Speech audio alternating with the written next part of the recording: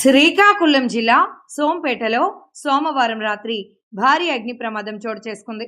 పట్టణంలోని చలపతి గోర్జీ వీధిలో అకస్మాత్తుగా ఓ పెంకుటింటిలో మంటలు చెలరేగాయి.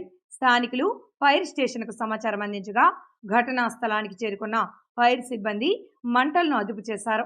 వివరాల్లోకి వెళితే దీపావళి కావడంతో గుర్తు తెలియని ఆకతాయిలు మందుగుండు కాల్చి చెప్పుల షాపు గోదాంపై వేశారు.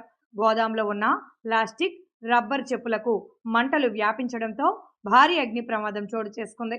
సుమారు 5 లక్షల రూపాయల వరకు ఆస్తి నష్టం వాటిల్లిందని అగ్నిమాపక సిబ్బంది తెలిపారు. ఘటనపై పోలీసులు కేసు నమోదు చేసి దర్యాప్తు చేస్తున్నారు.